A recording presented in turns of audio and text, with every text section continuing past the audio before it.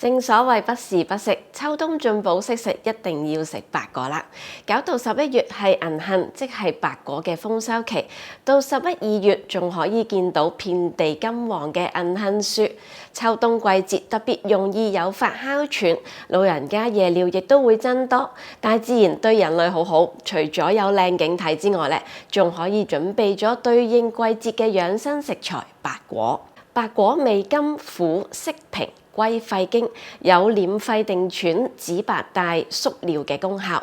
呢樣嘢咧就啱呢一個季節食啦。一般嚟講，我會建議大家用嚟炒餸，又或者煲糖水食。例如係白果炒雲耳杞子，又可以補肝腎，又可以活血。秋冬食就最好不過啦。不過白果本身就有毒，所以每一日最好唔好食超過10粒。